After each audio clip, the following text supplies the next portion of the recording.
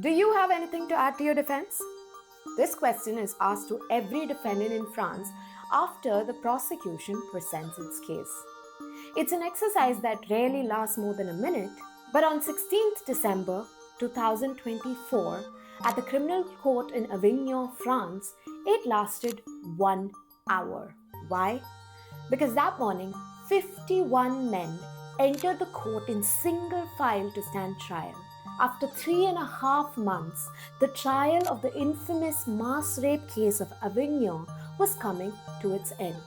The victim, a 71-year-old grandmother, Gisele Pelicot.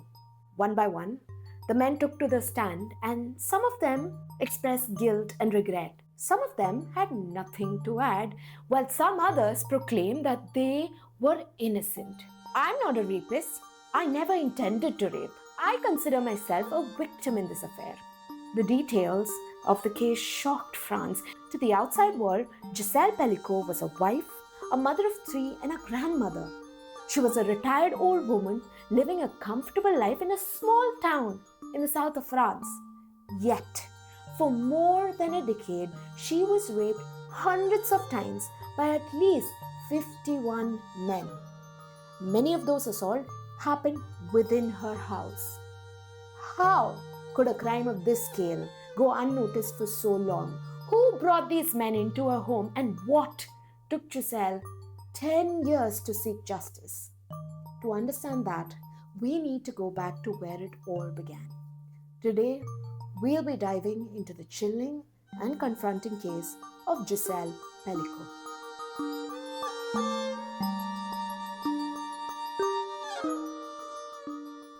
Hello everyone and welcome to the Jane Doe Experience. I'm Rachel, your host, and I have with me my partner Aber. Hi everyone. And this is only our second video on the channel, and I can't stress enough about how much effort goes into researching, writing, and producing cases like this. So if you find value in what we do, please take a moment to subscribe and give this video a like. It really helps us to keep going. But before we dive in, I also want to mention that the case we're about to cover, it contains really graphic and disturbing accounts of sexual assault and domestic violence. And if that kind of stuff makes you uncomfortable, please feel free to move on to another video. And for those of you who are staying with us here, let's get into it.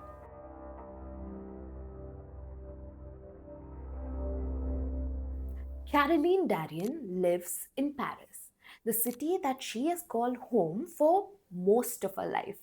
Growing up, she lived with her parents and her two brothers, David and Florian, in Paris, and together they led what she describes as the most ordinary, mundane life. She was always a daddy's girl growing up. So Kathleen remembers how her father used to wake up every morning super early just to drive her to school so she wouldn't have to take the bus. On those rides, Caroline and her father would talk about everything and nothing. She shared a very special bond with her father. And as a teenager, when she had spats with her mother, like most of us girls did at that age, or if she had boy problems, it was her father that she would run to for comfort. But by 2020, at age 42, Caroline's life looked very different. A wife, a mother of a 6-year-old son, a working mother, she no longer saw her parents as often. Once Caroline and her brothers got older and found families of their own, her parents retired and moved 700 miles away to a quiet, picturesque town in the south of France called Mazan. Still, Caroline made it a point to visit. Every chance they got, every holiday, she and her family would make the long trip down to her parents' house in Mazan. Caroline wanted her son, her young son Tom, to grow up with memories of his grandparents, to feel the same sort of closeness that she once had as a child.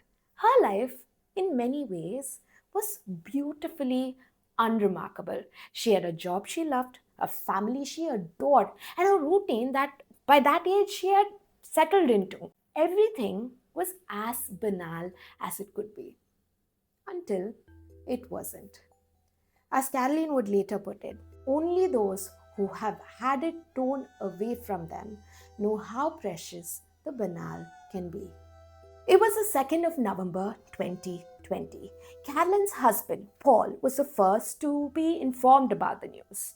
Paul works night shifts, so when he got back from work that day, he could not wait to hit the bed. But not before sending his father in law, Dominic Pellico, a text message. I've seen the route for this year's Tour de France. How about this year, a new family goal? You and your grandson on the slopes of Mount Ventoux on the 7th of July, cheering them on. Up for it? Dominic Pellico, Caroline's father, was a passionate cyclist. That's one of the main reasons they had moved to Mazan, which was a village located at the foot of Mount Ventoux. He took his bicycle out every chance he got and he would ride along the bike routes of the countryside. So when Paul saw that year's Tour de France route, he knew Dominic was going to be super excited about it. When Paul woke up that afternoon after his slumber, he had 2 missed calls waiting for him, both from landlines from the south of France. He also had 2 voicemails from the same numbers. The first voicemail was from Caroline's mother, Gisele Pelicot. It's me, it's urgent, it's about Dominic. Call me, please call me. A chill ran down Paul's spine. Dominic was 68. He had breathing difficulties and it was 2020 in the midst of a pandemic. His mind immediately jumped to the worst case scenario. Dominic is in the ICU. Then he listened to the second voicemail. It was from a police lieutenant in Carpentras asking Paul to call him back as soon as possible. So to give you context, Carpentras is a small town not far away from Mazan. Okay, Mazan is where Dominique and Giselle lived. Okay, so Mazan is a neighboring city. So it's called a commune. Provence is a larger area and Provence had multiple communes. Mazan was a commune. It was also a small village. And there was another commune called Carpentras. Okay. And so the Carpentras police was the one that reached out to Paul. Yes. Okay. The whole thing was odd and confusing. Paul called his mother-in-law immediately. When she picked up, he said, "What's the matter?" Dominic is going to prison. He was caught in a supermarket trying to film under women's skirts. Not once, but 3 times. Wait, what, the 68-year-old grandfather? Yes.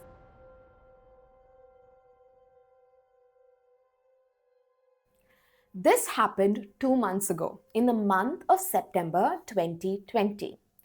Dominic Pellico had thought this through. Walk into a supermarket, switch on the video camera on his phone, place the phone in his bag, get close to a woman wearing a skirt, and lower the bag just enough to capture lewd images of her private parts. What he did not account for was Theobald Ray, the security guard on duty that day. From the CCTV room, Ray spotted the old man behaving suspiciously. It didn't take him too long to realize that Dominic was upskirting these women. So, he approached these victims who at first were a little hesitant to file a complaint and convinced them to speak up. Then he forcibly held Dominic until the police arrived.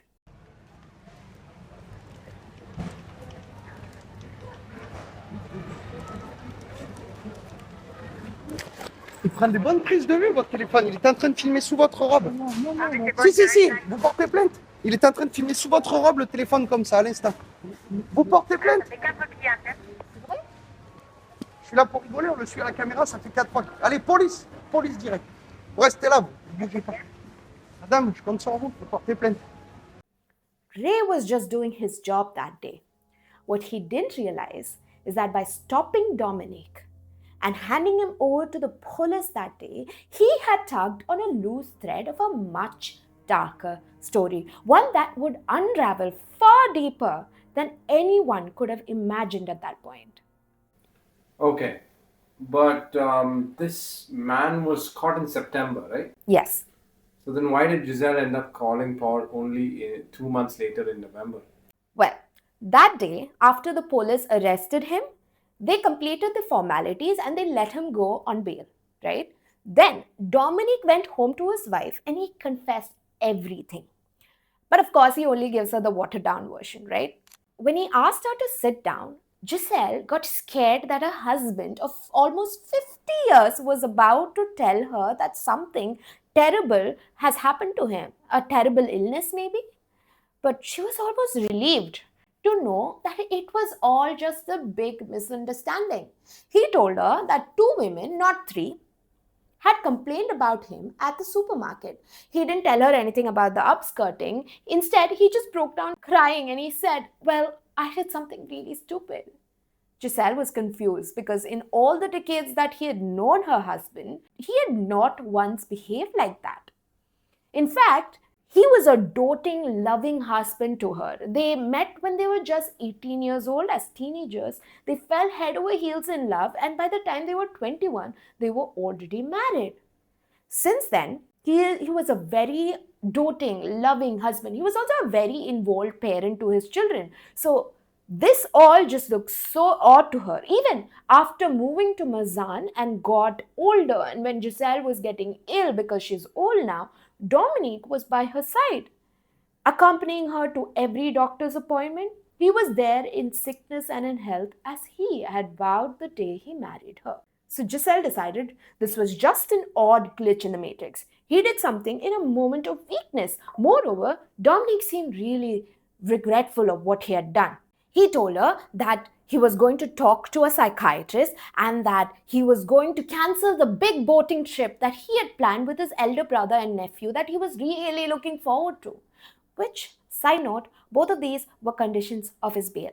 When he was let go by the police, he was legally supposed to talk to a psychiatrist and not leave the country. But Dominic played it off like these were his decisions that he had made, and since he looked like that he really regretted what he had done, Giselle put her foot down and she decided she was going to forgive him this one time, but not without conditions. Dominic has to apologize to these two women, and if he ever repeated this behavior ever again, she was going to leave him. And that was that. They never discussed it again. Until almost 2 months later, on November 2nd, 2020, the day Giselle and Dominic were both summoned to the Carpenter's police station to discuss the details of the upskirting. That morning, Dominic did not look stressed at all.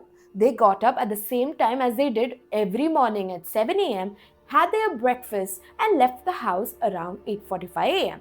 At the police station, an officer walked up to the couple and asked Dominic to come with him. And without a glance, Dominic left with him. That brief goodbye would be the last time Giselle would see Dominic for the next 4 years.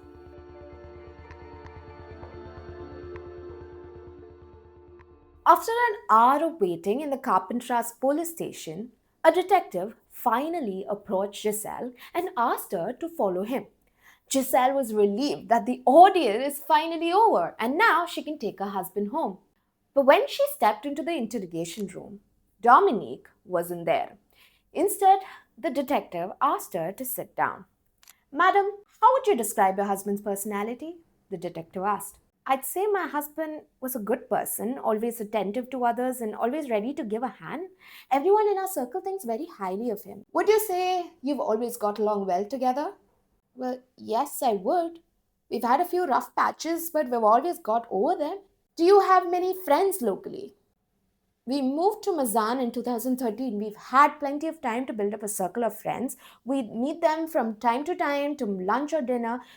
We lead a very normal life, you know." "Do you take a lot of naps?" Giselle was caught off guard by this question, and the ones that follow seemed even weirder. "How do you feel when you wake up in the mornings? How often do you have sex with your husband? Have you tried group sex or wife swapping?" Giselle was annoyed by this line of questioning. She was a normal 68-year-old grandmother of 6. Surely they had her mixed up with someone else. Trying to hide her annoyance, she said, "Certainly not. I couldn't bear to have someone touch me like that. For me, sex is about love." The officer took a deep breath and pulled out a folder. And from that folder, he took out 4 photographs. He said, "The images I'm about to show you may shock you." He laid the 4 photographs in front of her. The first photo was that of a woman, an elderly, naked woman visibly unconscious, lying on her back. Next to her was a man. The other three photos were the same naked woman, unconscious and lying on her back, just the men are different in each photograph. Gisele immediately recognized the room. Her bed, her sheets, her lamp, her bedside table. It took her a moment to realize that it was her. The woman was her.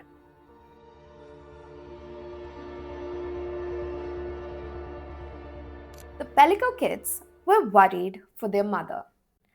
Their parents lived 700 miles away, and lately their mother seemed quite distracted. One time, Caroline's son, Tom, wanted to talk to his gran. Tom had just been part of a rugby tournament, and he was so excited to tell Gisele all about it. But when she picked up, she started repeating herself over and over again like a broken record. Caroline saw something was wrong looking at Tom's face, so she took the phone from him and she asked her mother, "Mom, what day is it?" Gisele couldn't tell. Alarms started going off in Caroline's brain, especially since this was not the first time she had caught her mum being forgetful. Time after time, Caroline had been noticing her mother forget whole conversations they had had over the phone. Not just Caroline, others in her life were noticing this too. One time, one of Gisele's friends who lived in Paris had called her in the evening. This friend noticed that Gisele wasn't making any sense at all. She was going on and on about absolutely random stuff. Disturbed by the way Gisele was behaving during the call, her friend left a voicemail asking Gisele if something was up, if there was something that she should be aware of. But when Gisele heard the message the next morning, she was utterly dumbfounded. Gisele had no recollection of ever speaking to her friend. She tried hiding her health issues from her kids for a while, but as time went by, it started getting really hard to mask. In 2018, Gisele's youngest son, Florian, had stayed at Mazan with his wife and his two daughters. After spending a few days together with his parents, they sat down to have their last dinner before leaving home to Paris. Just minutes after sitting down to eat, Gisele started acting really weird. Her elbows suddenly slid off the table and nearly fell off the chair. Florian later said it was as if her strings had been cut off, like she just collapsed like a rag doll out of nowhere. My God, when was this happening? So this was happening this particular instance happened in 2018, but her health was slowly deteriorating between 2011 and 2020. So, what did Dominique think about all this? Her health deteriorating, her starting to lose her memories. What did he have to say about all of this? He just brushed it off as if it was normal, like as if every single time that too. So he was like, this happens from time to time. You know your mother, she is tiring herself out with task after task. She just needs to sleep it out. This was his reaction every single time. His children, on the other hand, wanted to get a professional opinion. I mean, for all they knew, she could be showing signs of Alzheimer's. So they convinced Gisele to consult with a neurologist. They even got a scan done and everything, but neurologist after neurologist gave them no concrete answers. She seemed to be a perfectly healthy woman for her age. Finally, in late 2018, an uncle of theirs, who was a retired general practitioner, had a diagnosis that kind of matched what Dominique was saying. He told her, "You're like a vacuum cleaner whose bag is full. You can't suck in anymore, so it stops working to avoid burnout. When you've had too much, you disconnect, and that way you recover your strength, ready to bounce back." It was a whole lot of nothing. But Gisele started getting more and more anxious as time went by and as episodes of amnesia started piling up. She couldn't sleep. She began to lose weight rapidly. Just in 8 years, in a period of 8 years, she lost 10 kilos. She started losing hair. She was haunted by the thought that she might get a stroke out of the blue, especially when she took the long train rides by herself to Paris to meet her children. And when she found herself taking care of the kids, in charge of the grandchildren, So she was so scared that she might suffer a stroke during those moments. So, worried by these risks, Gisele stopped traveling as much. She stopped driving, and little by little, she was losing her autonomy. The day she finally realized what was wrong with her was at the police station on November 2nd, 2020.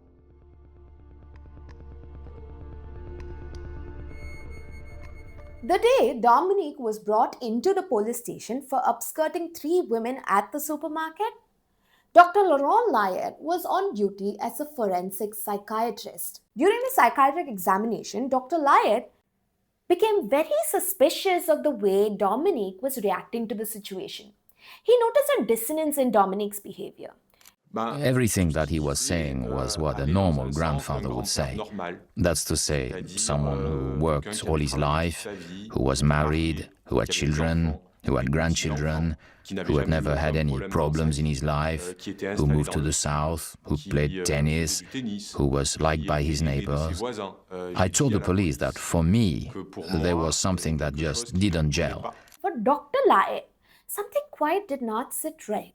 His behavior at the supermarket did not match how Dominique was portraying himself. It was Dr. Layet who tipped off the investigators to look deeper into the suspect. So, when they let Dominique go on bail, they continued to investigate him for another 2 months. They seized his mobile phone, his laptop, and all of his other digital equipments from his home in Mazar. And on a flash drive, they found, not hidden away in some encrypted folder, but in plain sight, a folder titled Abuse. Abuse? Yes. Yuck. What was in it? Yeah. So in the folder were subfolders, neatly categorized and methodically filed away, each title with a sexual act followed by a different man's name. And in those folders were hundreds upon hundreds of videos and images, each again named with extremely explicit and lewd titles. As you may have guessed by now, these weren't pornographic clips that he had downloaded from the internet. They were recordings of his own wife, unconscious, drugged, and being raped by men of varying ages and backgrounds. Overall, the police found 20,000 videos and images of Gisele being raped by 72 different men on Dominique's computer. Oh my god, 72 different men. Yes. And this guy's been recording over 20,000 videos. I don't know what to say. That's unbelievable. It's disgusting. I know. You know what the worst part was? Even after getting caught during the 2 months between September 2020 and October 2020, when the police were still investigating, Dominique did not stop abusing her. He continued to act out his fantasies and invite random men into his house even after being caught by the authorities.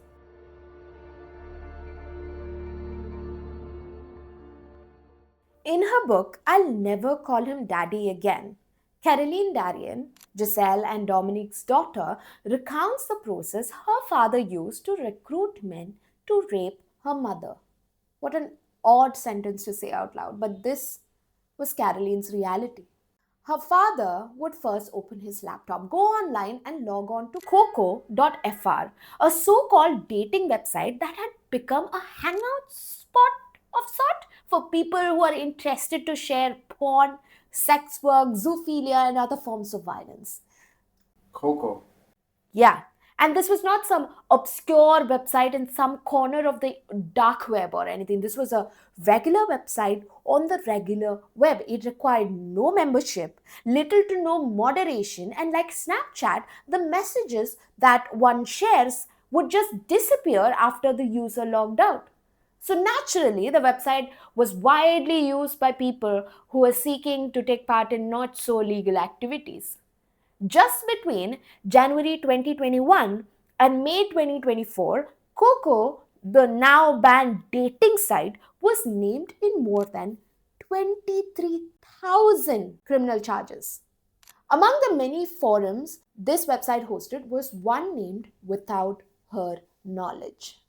If you're like me, you like rape mode and abusive, perverted games. I'm looking for a perverted accomplice to abuse my sleeping wife. That's how Dominique would pitch his wife to the group. Dominique was in no way the only man offering up his wife on without her knowledge.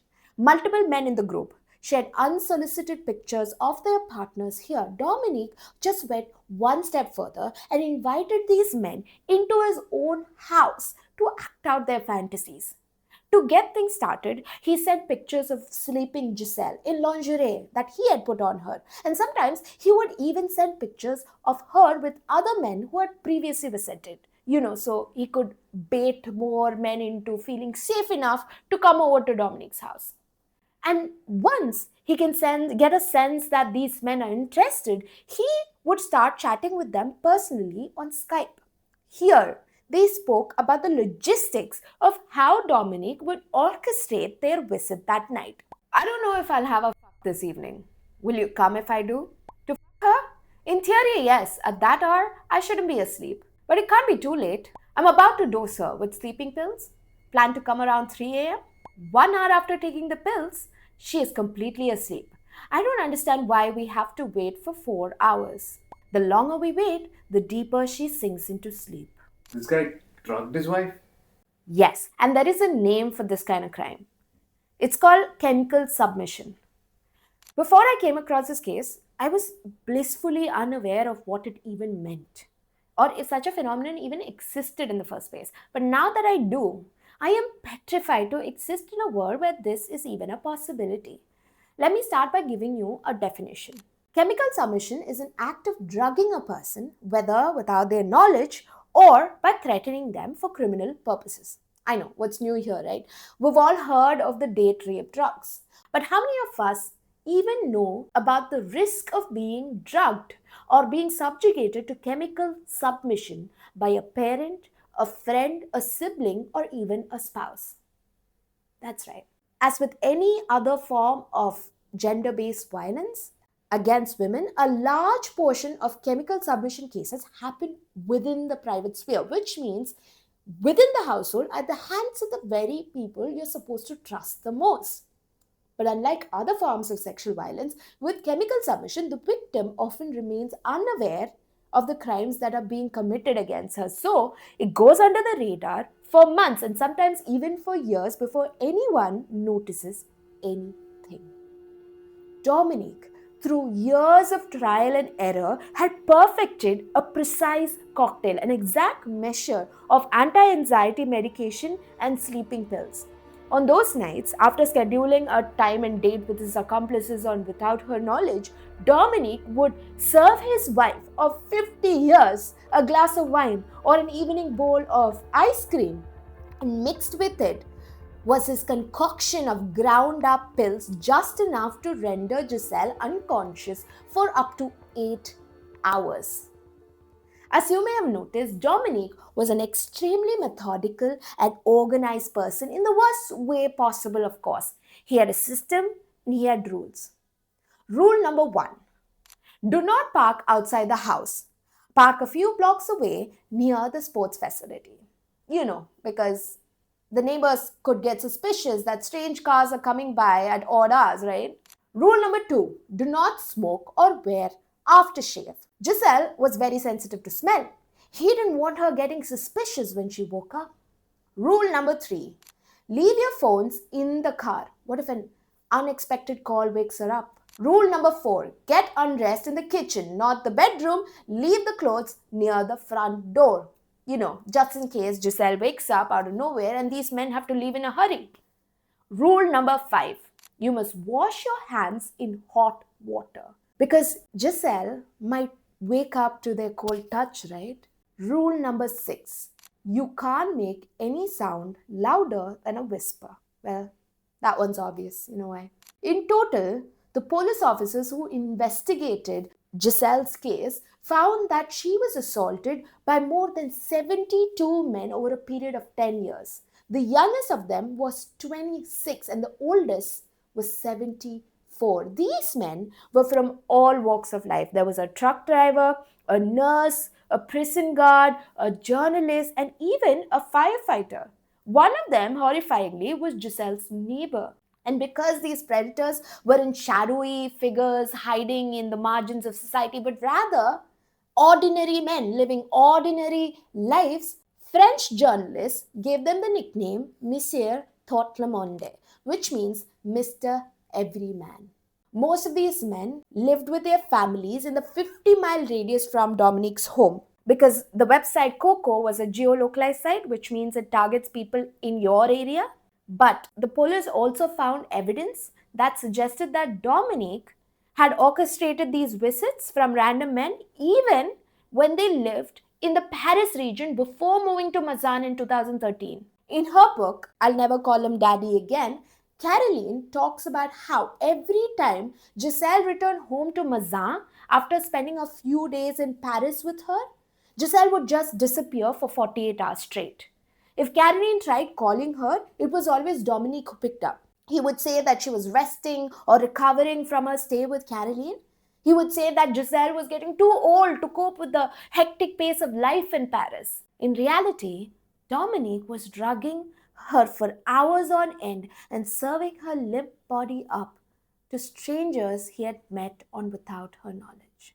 Throughout those years, Gisele had many absent memories like that. She went from one doctor to another to figure out what was wrong with her, but to no avail, no diagnosis.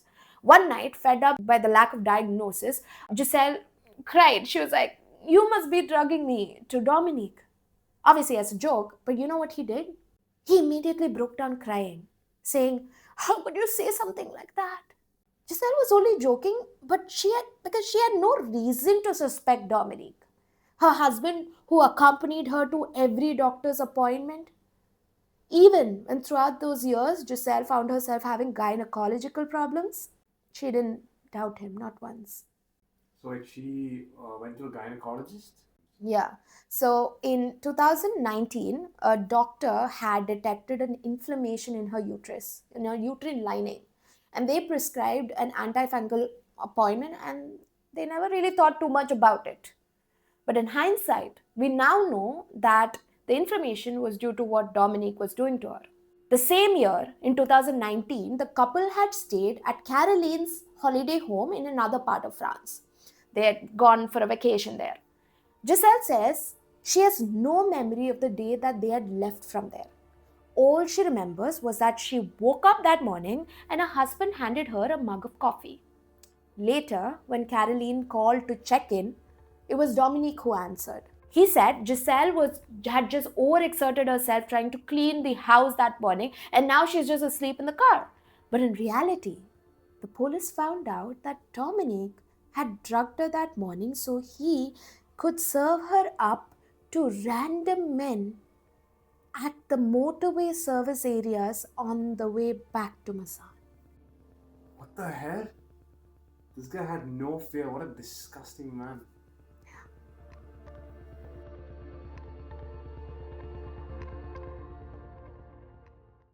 The news of her father's crimes reached Caroline as a ricochet. It was her husband, Paul, who had took the initial bullets. The day he got the call from Gisele, his whole life changed for the worse. But he decided he was going to give his wife a few more normal hours. So after work, Caroline was feeling Japanese food, so she headed out to get takeaway. Even when she was leaving, Paul didn't say anything. He decided he's going to give her a few more minutes of normalcy. But when she came back, Paul was waiting for her in the kitchen. He had a serious look on his face. He asked her to sit down, and before he could tell her anything, Caroline got a call. It was her mother. Caroline, in her book, talks about the moment she realized her banal life was torn away from her. I learned that those who experience sudden trauma can often only recall a single isolated detail, a smell, a noise, or a particular sensation, something infinitely small which expands to take up all the available space. For me, it's the clock on the cooker, 25 minutes past 8, etched in stark white. These figures symbolize the threshold I'm about to cross. My name is Caroline Darien, and in a matter of seconds, my banal, contented, normal life will come to an end. The next morning, Caroline and her two brothers took the train to Carpentras. There, at the police station, their mother was waiting outside for them. Moments later, the siblings sat in the interrogation room, the same room their mother had sat the previous day.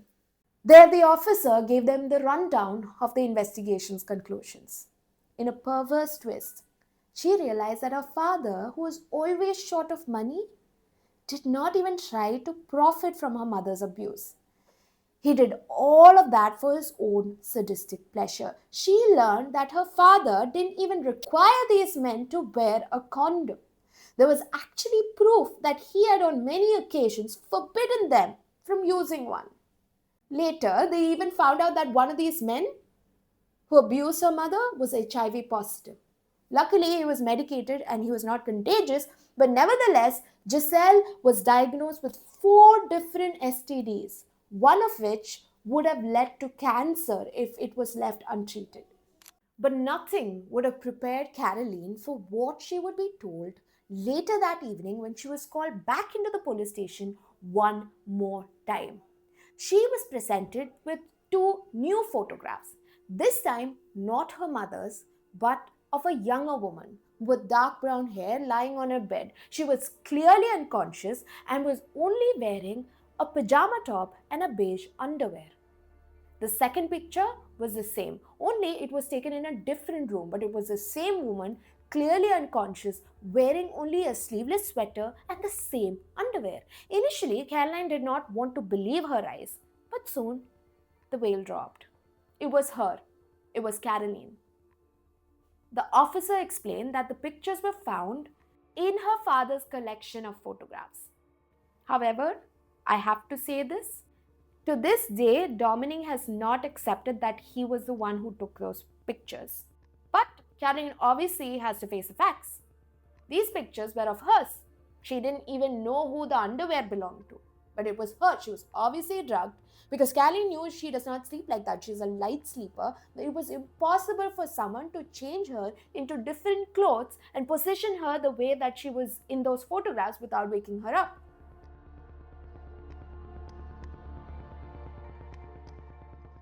In all of the years, Dominique was nothing but a perfect father and a husband. Caroline remembers her father's only wish for them as children was that they do better than he had. And that was a common theme during Caroline and her 2 brothers' teenage years. He spoke very highly of his wife to his friends, and people often talked about how perfect they were for each other. Dominique could make Gisele laugh so easily. Caroline thought that it was a miracle that after all of those years of living together, her parents still found so much to laugh about. But in hindsight, all of it seemed like it was part of a role that Dominique was playing. Every now and then, though, the mask would slip. One of the first cracks appeared in how he handled money. Dominique was never very good with his finances and often found himself in debt. In 2001, he even had to divorce Gisele just to protect his assets from creditors. They remarried a few years later, but his financial problems never really went away. When they eventually moved to Mazan, Dominique secretly took out multiple loans without Gisele's knowledge in Gisele's name. By then, Gisele's health had begun to deteriorate thanks to his constant drugging, so he manipulated her into taking over all of the household's finances. Gisele would only discover the full extent of his financial deception much later, after his arrest, when she was trying to, rebuild her life. Looking back, Gisele realized that Dominique had always tried to control her in small, insidious ways. In the 80s, Gisele had a best friend. Her name was Pascal. She was a few years younger than Gisele, so she was treated like a little sister, and she was in many ways part of the family. She was even made Florian's godmother. But one day, out of the blue, she stopped visiting. Gisele and Pascal had a falling out, and Caroline never understood why, only that her father had something to do with it.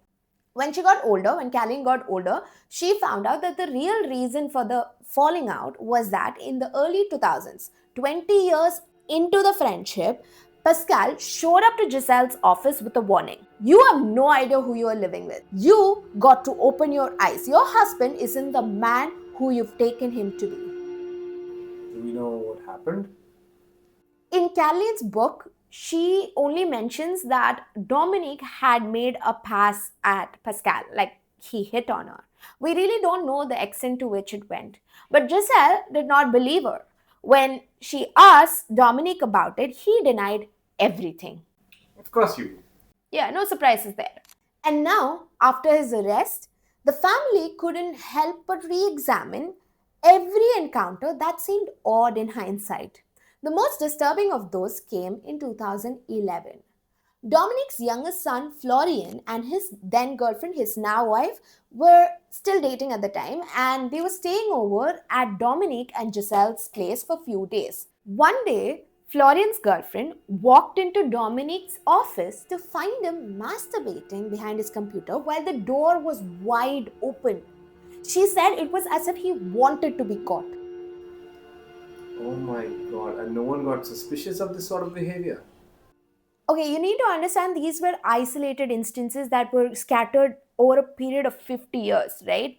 The rest of the time, he was really playing a character so convincingly that nobody really saw the monster underneath. In March 2021, 4 months after the arrest, the police called members of the Pelicot family back into the station. Not the children or the wife this time, but the daughters in law. They initially thought this was only a simple formality, so they can get everyone's statements in the family. But it turned out to be a whole nother episode in the family's horror story. Dominic had spared no woman in his family, not even his daughters in law. He had installed automatic cameras in the bathrooms and the bedrooms in their homes and in his own home. So, whenever the family gathered, these cameras would start recording. He captured intimate images of these women and shared them to his deviant friends without her knowledge, complete with obscene captions for each of them. The weirdest part was he only started taking pictures of one of his daughter-in-laws right around the time that she got pregnant with his grandchild in 2011. In one of these pictures, he's even seen aggressively masturbating to his other daughter-in-law's underwear. He also took the time to make a collage with pictures of her body and his private parts. They even found a video that Dominic had made comparing Gisele and Caroline's body. And he titled this video, My Slut and Her Daughter. And that's another thing.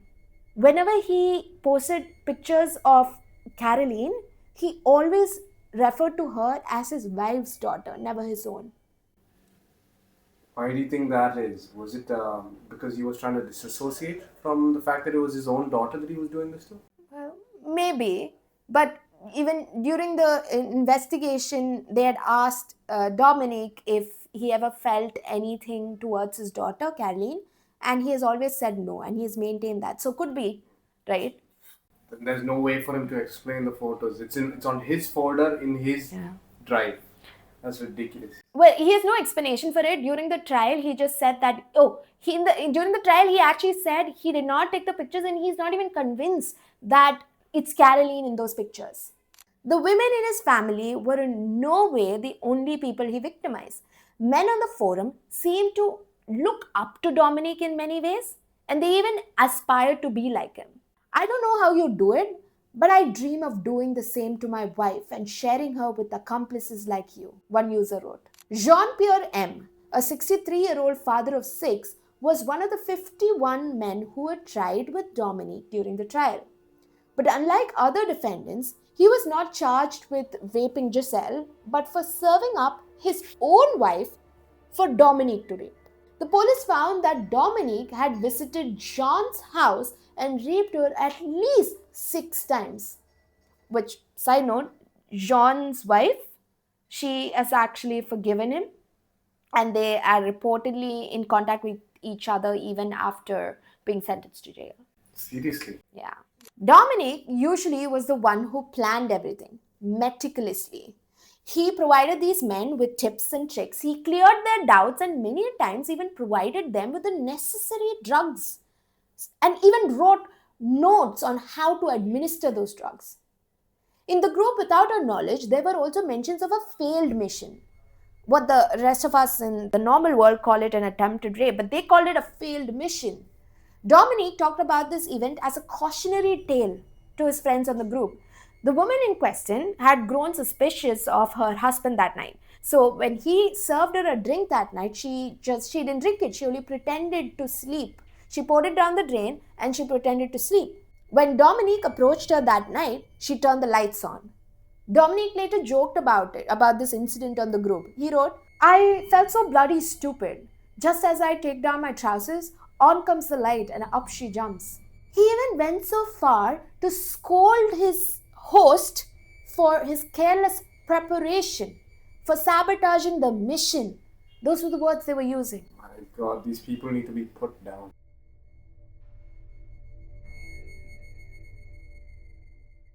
On November 3rd, 2020, Gisele Pelicot returned to the house of horrors she had once called home alongside her children.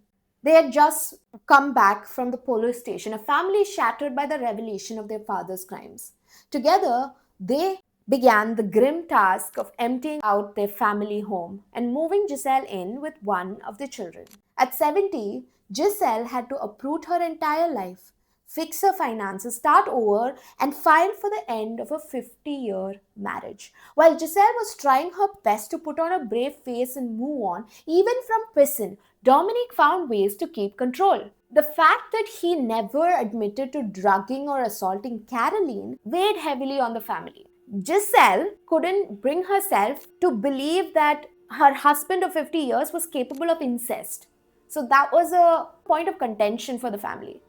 So this denial created a rift within the family from the very beginning of the case. Then came the letters. Dominique was not allowed to contact anyone from the family from prison, but he found ways to circumvent the system by sending a letter to one of Gisele's friends.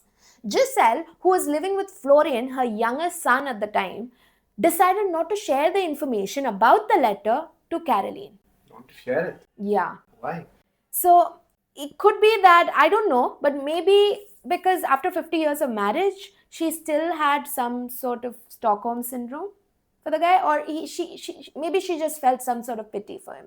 Caroline, on the other hand, she was struggling with severe anxiety. She even was hospitalized at one point because of it. Florian was on board with Gisele on this, right? So he didn't tell her. But David, the oldest son, told Caroline immediately after he got to know about it. This again further widened the rift that they already had. Okay. Yeah. So, what was in this letter that he kept writing to her? Okay, the first letter, it was a very long letter, so I'll read parts of it for you.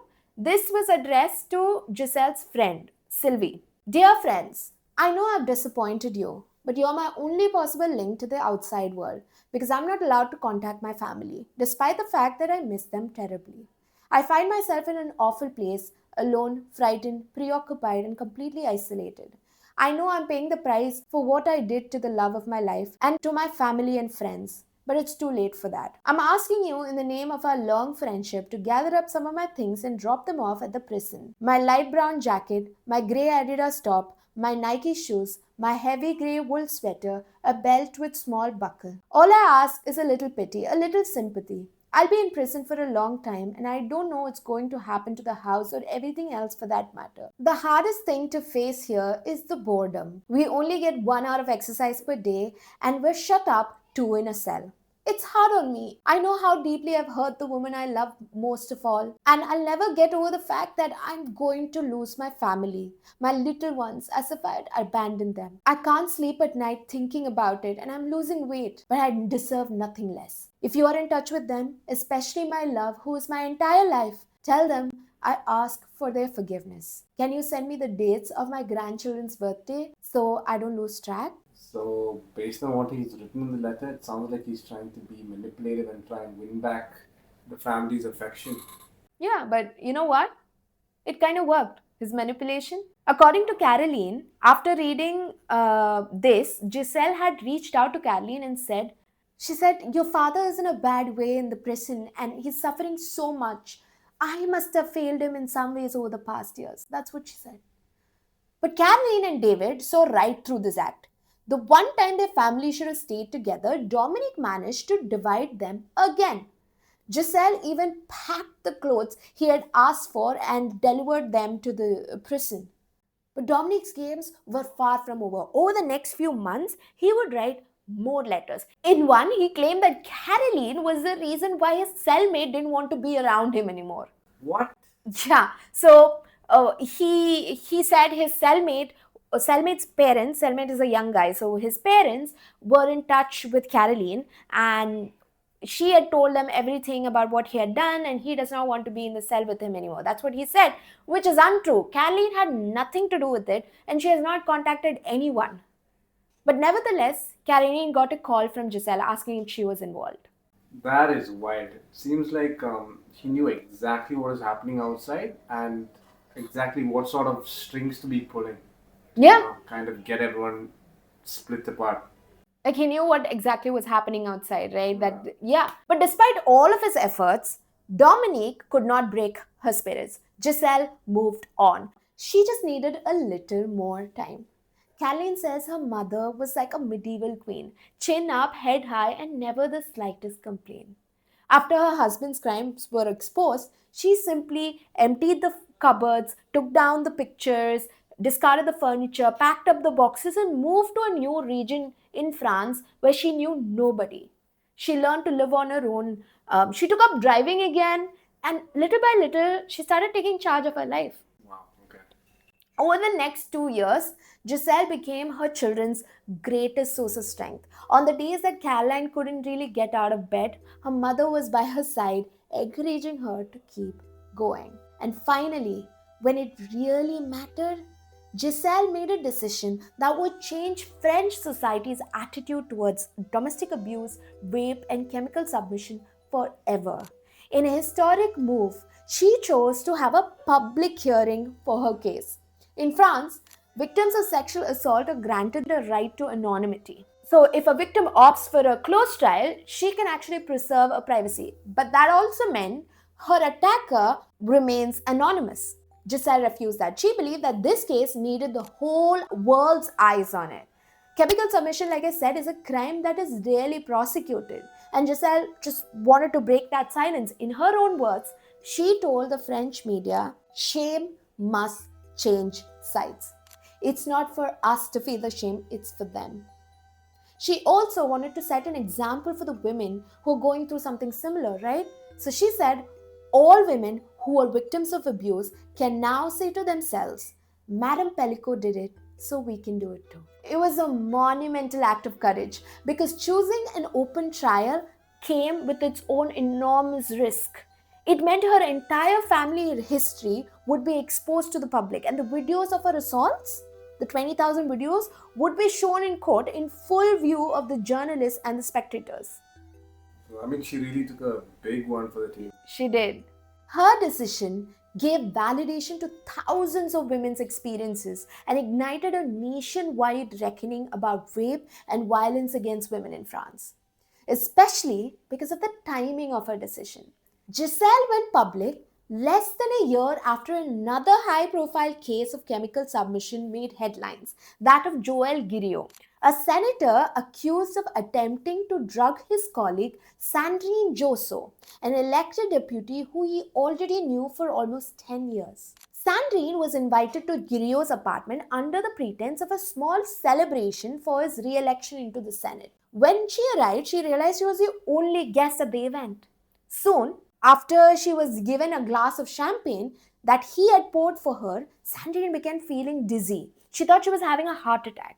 She managed to flee the apartment and seek help, and at the hospital, they found traces of MDMA in her blood. This case shocked the people of France. It proved that violence against women was not something that you could find only in the dark alleys, but it was rampant in every level of society. And that a rapist wasn't always a shadowy figure lurking in the streets, but more often it was someone who you already know, someone close to you. Nearly 2/3 of the rape victims in France are assaulted by people that they already knew.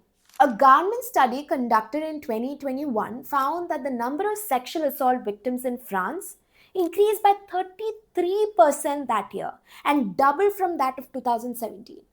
Women made up 89% of the victims and 96% of the sexual violence predators were men. Out of the 35,000 rapes recorded that year, only 10% were prosecuted and less than 5% resulted in a conviction. And alarmingly, 9 out of 10 women never even filed a complaint. That is crazy. It must also be because they must be ashamed to come out, and also considering how people would react to it, Yeah. they wouldn't want to put their faces out there.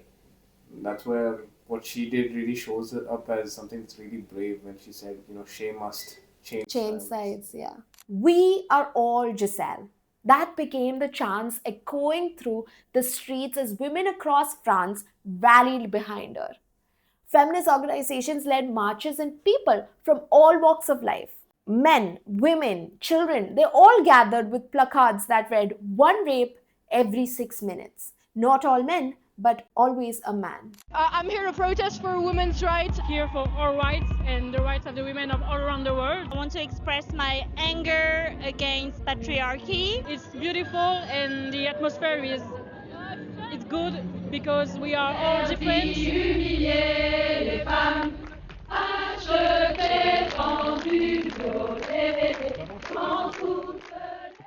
Gisele Pelicot is a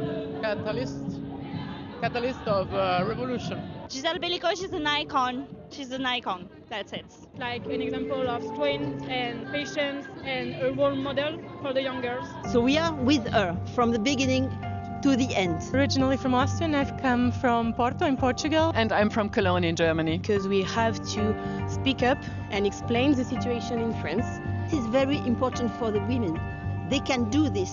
Well, I'm a survivor of sexual abuse myself, like many women, men and children are. And I feel just such a deep gratitude for Gisele because she's given all of us a face. She's like me too, with a face, and with a face full of love and dignity and care for the world. Also have a lot of rape in my childhood. So for me, when I was sitting in a cafe and reading a newspaper, and I read this first sentence, the shame has to change the side, and something happened in me, and I said, wow, this is the most important sentence I ever heard for this.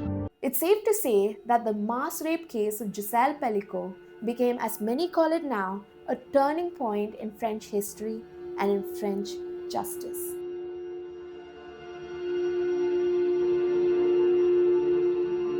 Now, before we get into the trial that had the whole of France watching in 2024, I need to tell you about another key detail that I had kept you in the dark until now. After his arrest in 2020, Dominique remained in police custody awaiting trial. While in jail in 2022, he was called back in to be questioned about another case. This time, it was not about Gisele or Caroline or any of the other women we had discussed up until now. It was about two cold cases from the 1990s. The 90s? Yes. The absconding incident in the supermarket in Carpentras was not the first time Dominique was arrested. In 2010, he was caught filming under women's dresses at another supermarket in the Paris region. But after arresting him, they simply let him go with a fine of just 100 euros. Of course. Yeah, this seems like a common theme in these cases, isn't it? I remember you mentioning the same thing happened with the perpetrators from the previous video that we were discussing. Alison Botha, yeah. Yeah, they were caught and let go with a similar negligible fine as well. Yeah. You're right, because I think there's this notion that upskirting and other such forms of crimes, sexual crimes, are not, it's not taken with as much seriousness, Many people see it as these harmless activities, while in most cases they're symptoms of much more nefarious behavior underneath. Yeah, that's true. You know what was worse? Gisele was never informed about this, which in hindsight seems like a huge blunder because, we don't know if she would have left him, but at least she would have been more cautious, right? But before letting him go with the 100 euro fine, The police officers collected Dominique's DNA samples. But when they entered the DNA into the database, it matched immediately with a blood sample collected from a crime scene in 1999. Pelicot was 46 at the time in 1999. One day, he walked into an estate agent's office and requested to urgently view a top floor rental flat, giving them a fake name and address. The estate agent who was tasked with showing him the property that day was a 19-year-old young woman known as Estelle B, who had just started working there. Dominique was an electrician at the time, but he had previously worked as a real estate agent, so he knew how things went and that Estelle would be all by herself that evening. Once he reached the flat, he pushed Estelle onto the ground on her stomach. He tied her up behind her back and covered her mouth with a cloth soaked in a substance called ether. Estelle found herself stuck in her own body because of it. She also felt a knife at the back of her neck, and then he removed parts of her clothes and neatly placed her shoes by her side. Now, you must be wondering why I'm going into the details, but trust me, it'll all make sense. Luckily, Estelle managed to escape that day. She fought back and she locked herself in a cupboard. And soon that man left, and the investigators were able to collect traces of blood on the shoes at the crime scene that was placed by her side. 11 years later, when he was caught at the supermarket for upskirting in 2010, his DNA matched. Then what did they do? Nothing. They did nothing. The match didn't even reach Estelle's case file. All they have to say was that there was some sort of a mix-up, and that's it. It's very unclear what happened after that. Man, that's so frustrating. Yeah. First, they let him go with a negligible fine, and then they don't inform Gisele about it. And when the DNA matched, they did nothing. It was an attempted rape, for God's sakes. When Dominique was first questioned about this in 2022 at the jail, he denied everything. But later, when he was presented with the DNA evidence, he accepted that he was the one who tied up Estelle that day in 1999. The reopening of Estelle's case caused investigators to notice another case from 1991, for it oddly matched there were some similarities with that of Estelle's. Now, this case was a rape and murder of another 23-year-old young real estate agent, Sophie Nam. Sophie had also just started working there in the December of 1991. A man who gave a false name and address had asked them to look at a top floor apartment. Sophie's lifeless body was found knifed and strangled to death on her stomach with her hands tied behind her back and her shoes carefully placed by her side. They also found traces of ether in her blood. You see the similarities? But here's the thing.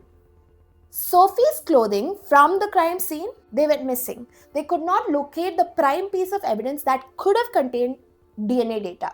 Dominique has denied his involvement with Sophie's case until now, so there is no incriminating DNA evidence either. So they cannot really try him for that case.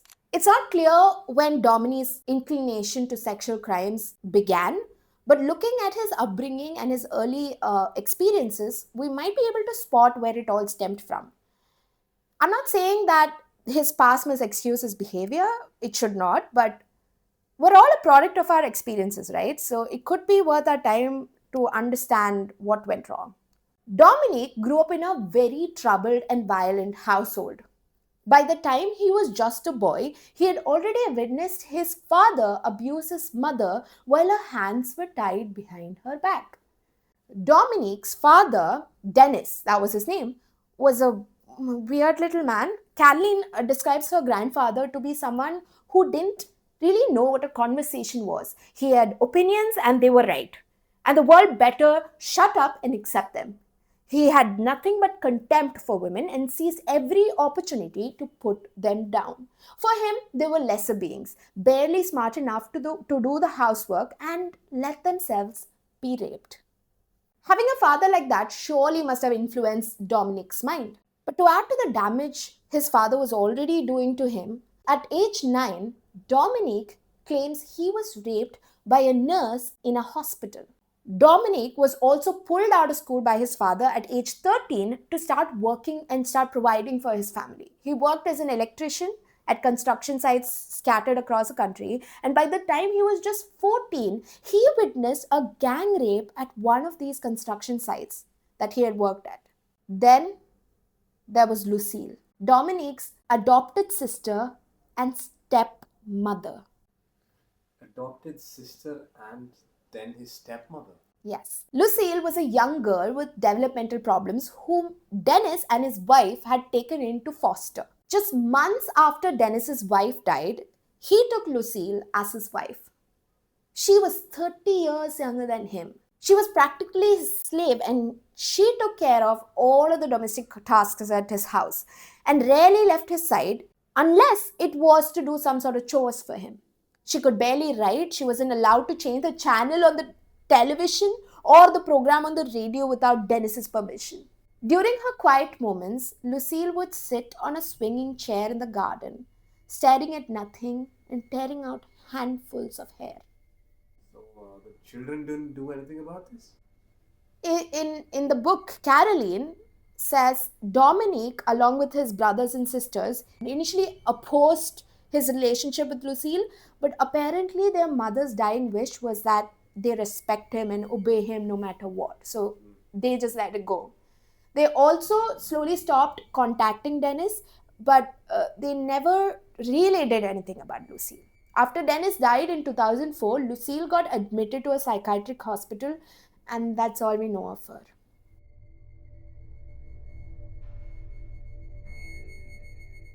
The trial of Dominic Pelicot and 50 of his accomplices began in the month of September 2024 in Avignon. Avignon is another commune in the southern region of Provence, like I told you, right? Mazan is where Gisele lived, is also another commune in Provence. In the 4 years since Dominique's arrest, the investigators had identified 50 of the 72 men from Dominique's home videos. 18 of them were detained during the trial, 32 of them roamed free during the trial, and one was tried in absentia because one of the men, known as Hassan O, a 30-year-old resident of Marseille, went on a run out of the country during the trial. So he couldn't be there at the trial and he escaped. He fled the country. The courtroom in Avignon was filled to its brim every day until the end of the trial in December. There were more than 60 lawyers representing 50 of the men and Gisele, and an army of journalists from the biggest media houses in the world attending the trial. This amount of people was so unusual for a rape trial that the courtroom had to undergo an extensive renovation just to have them seated. A second courtroom was actually set up so they could broadcast the proceedings to the press. Outside the courtroom, well-wishers from across the country gathered to support Gisele in her fight. Every day for 4 months, they formed this guard of honor for Gisele every day as she walked in. And the men standing trial walked in every day as well. Just that they were showcasing their best efforts to hide their identities. All of them wore masks, some of them wore sunglasses, and some of them wore hoodies to hide their face. Gisele Pelicot marched in every day with her head held high, cool as a cucumber in her iconic sunglasses, with her children and their spouses by their side, while being cheered on by her supporters. Outside the courtroom, it seemed like shame was, after all, changing sides. But inside the courtroom, it was a different story.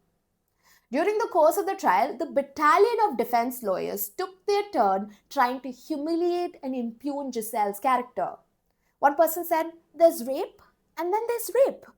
"No, there aren't two different types of rape," Gisele said.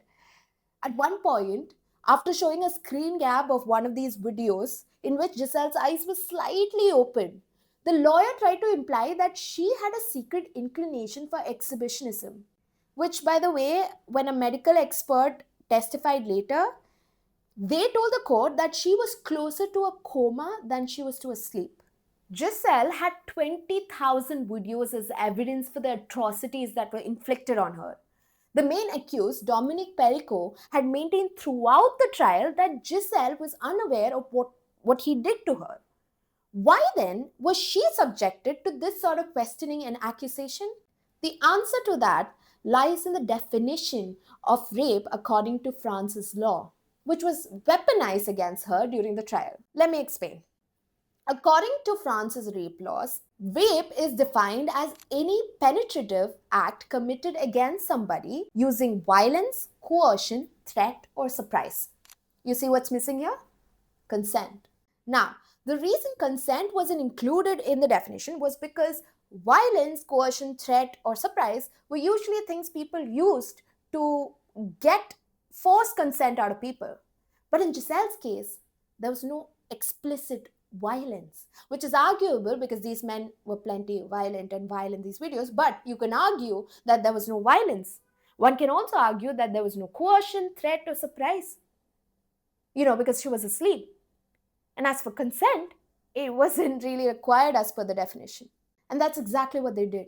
At least 35 of the defendants denied rape charges, claiming that they were tricked by Dominique into believing that they were just taking part of some sort of a sex game by the couple, which is shocking and makes no sense to me because these men were recruited on a forum called Without Her Knowledge. Are we forgetting that?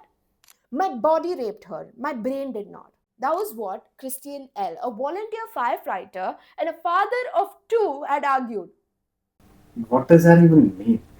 Well, he means to say that according to him, Dominique had made it seem like Gisele was part of it, his intention was not to rape and hence he did not rape. Which, side note, they found on his computer, Christian L's computer, Skype exchanges relating to him having sexual relations with underage girls, one of whom was actually 1.04 meters tall, which is 3 feet. Christian L. was also prosecuted for possession of child pornography images. They found child pornography on many of the defendants, by the way. Oh, wow. Yeah. Another defendant, Romain V., a 63-year-old HIV positive man who had visited Dominique's house 6 times, said she was his wife. He can do whatever he wants with his wife. What are they trying to say? That it's not rape because consent was already given by the husband? Yeah. And you won't believe, but that was a common sentiment among many of these other defendants. Patrice N., a 55-year-old father of 2, said it wasn't rape because it was her husband who proposed it. At one point, one of the prosecutors asked Didier, a 67-year-old truck driver who was a father of 2, don't you know there's no such thing as consent by proxy? Didier said, I didn't think about it. It was his house, his room, his bed, his wife. Literal objectification. His room, his bed, his wife. He said that in the same line. 2 things became very clear from this trial. 1, France's law with regards to rape is in some serious need for updation. 2, there needs to be a huge cultural shift in the way men are socialized to think about women. Gisele Pelicot testified that ever since she entered the courtroom in Avignon, she was constantly and deliberately humiliated. She said, they said everything about me, that I was drunk, that I pretended to be asleep, and that I seduced them. I understand why rape victims do not file complaints. We are put through an interrogation that humiliates the victim. Then there was Dominique Pelicot, sitting front and center in the last defendant's stand. When he spoke, he was full of regret. I am a rapist, like the others in the room. I am guilty of what I did. I say to my wife, my children and grandchildren, I regret what I've done and I ask for forgiveness, even if it's unforgivable. What I did was abominable, but never had I had hatred towards her. I was crazy about her. I loved her enormously. I ruined everything. Journalists who saw him in the courtroom day in and day out said every time the screen lit up with his videos that he had taken, he pretended that he could not watch them. He even plugged his ears so he didn't have to hear his wife snoring in these videos because she was asleep. But in the videos, Dominique was a very different man from the one that he was pretending to be in the court. He was everywhere, filming with his right hand, passing paper towels with his left, helping keep Giselle's mouth and genitals open for his buddies. Sometimes he's seen encouraging them on. Does it turn you on? Does it turn you on? He would ask. Sometimes he used to redirect them. Not the nails, that'll wake her up. You saw there's room. I've been fucking her like this for years. And when his guests left, he continued to rape her for several minutes before giving Giselle's inert body a bath and putting her back in her pajamas as if nothing happened. After 3 long months and 17 days of this historic trial, it was finally the day of verdict. On December 19th, 2024, feminist activists gathered one last time to support Gisele Pelicot outside the court in Avignon. Gisele, Caroline, and the rest of the family arrived for the last time. So did the 50 defendants. They arrived carrying packed duffel bags for their stay in the prison. By the end of that court day, all 50 men were found guilty. 51 convictions. 49 aggravated rape and attempted rape, and 2 for sexual assault. Dominique was awarded the maximum sentence of 20 years of imprisonment. Everyone else received sentences ranging from 3 and 15 years. None of those sentences, by the way, were as per the prosecution's sentencing requests. They were lower than that. Hassamuddin, a 43-year-old father and a husband who was sentenced to 9 years, had reappealed for a retrial in October 2025. And after the retrial, his sentence was increased to 10 years. No one else appealed. In March 2025, Caroline Darien filed another legal complaint for sexual assault against her father. And on 10th of April 2025, this year, European Parliament held a hearing on the growing threat of chemical submission and called for an urgent and coordinated action to address its widespread effects. Gisele Pelicot's case was actually cited as a reminder multiple times during the hearing. But perhaps the biggest win, thanks to Giselle's brave efforts, came yesterday. I'm shooting this video on 30th of October 2025. And on the 29th, the French Parliament voted for the inclusion of consent into the law. And that's where I'll be leaving this case. In case there are more updates, I'll be leaving all of that in the comments below in the future. And I'll also be leaving all the citations on and all of the press releases and the book that I had read, Caroline Darien's book. All of that will be cited below in the description. Please take the time to go through them. This is a very important case and I think it requires the whole world's eyes on it.